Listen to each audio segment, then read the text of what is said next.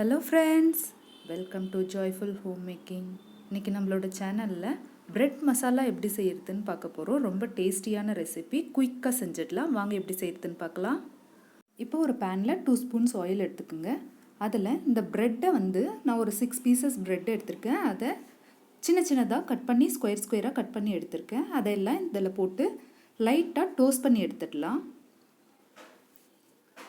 பாருங்கள், ஃபஸ்ட்டு கொஞ்சம் போட்டு டோஸ்ட் பண்ணிடலாம். நெக்ஸ்ட்டு ஒரு ரவுண்ட் அதுக்கப்புறம் போட்டுக்கலாம்.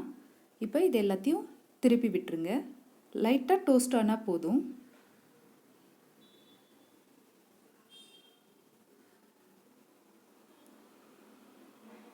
குயிக்காக செஞ்சிடலாம். இது பாருங்கள், எல்லாம் டோஸ்ட் பண்ணி எடுத்துட்டேன்.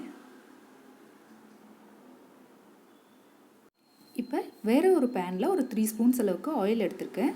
ஆயில் காஞ்சதும் இஞ்சி ஆட் பண்ணுறேன். பொடியாக நறுக்கின இஞ்சி.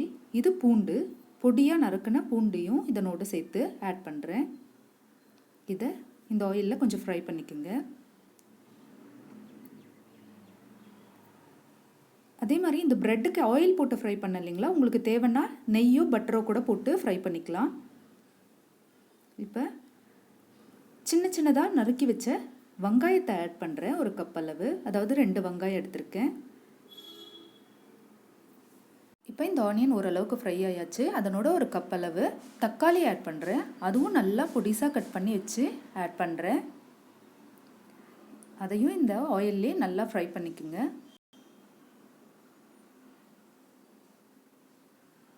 இப்போ இது ரெண்டுமே ஓரளவுக்கு நல்லா வதக்கியாச்சு. இதனோட கேப்சிகம், பொடியாக நறுக்கின கேப்சிகம் ஒன்று ஆட் பண்ணுறேன். இதையும் ஃப்ரை பண்ணிக்கலாம். இப்போ தேவையான அளவு மசாலாவை ஆட் பண்ணிக்கலாம். தனியா ஒரு ஸ்பூன் ஆட் பண்ணுறேன்.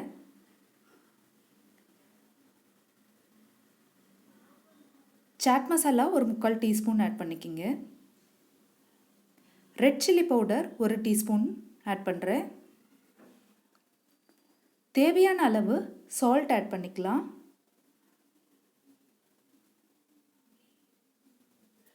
கூடவே கொஞ்சமாக ஜீரகத்தூள் ஆட் பண்ணிக்கலாம். இப்போ ஜீரகத்தூள் ஆட் பண்ணுறேன். இது எல்லாத்தையும் இந்த காயில் நல்லா மிக்ஸ் பண்ணி ஓரளவுக்கு ஃப்ரை பண்ணிவிடுங்க. இப்போ ஆல்ரெடி நம்ம ஃப்ரை பண்ணி வச்சுருந்த அந்த ப்ரெட் பீசஸை இதனோட ஆட் பண்ணிடலாம். மெதுவாக அதனோட மிக்ஸ் பண்ணி விடுங்க. இப்போ இதனோட சாஸ் ஒரு 2 ஸ்பூன்ஸ் அளவுக்கு ஆட் பண்ணிக்கிறேன். உங்களுக்கு தேவைன்னா ஆட் பண்ணிக்கோங்க. ஆட் பண்ணிங்கன்னா இன்னும் நல்லா டேஸ்ட்டாக இருக்கும்.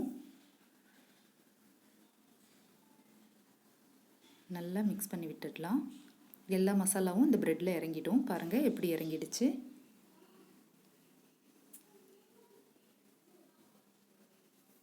எவ்வளோ அட்ராக்டிவாக இருக்குது பாருங்கள், டேஸ்டியாகவும் இருக்கும். இப்போ கொத்தமல்லியை கொஞ்சம் ஆட் பண்ணிக்கலாம்.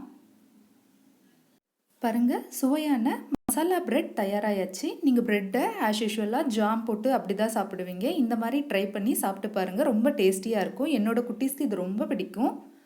உங்களுக்கும் பிடிச்சிருந்தா லைக் பண்ணுங்கள், ஷேர் பண்ணுங்கள், கமெண்ட் பண்ணுங்கள். மறக்காமல் சப்ஸ்கிரைப் பண்ணுங்கள். Thank you friends.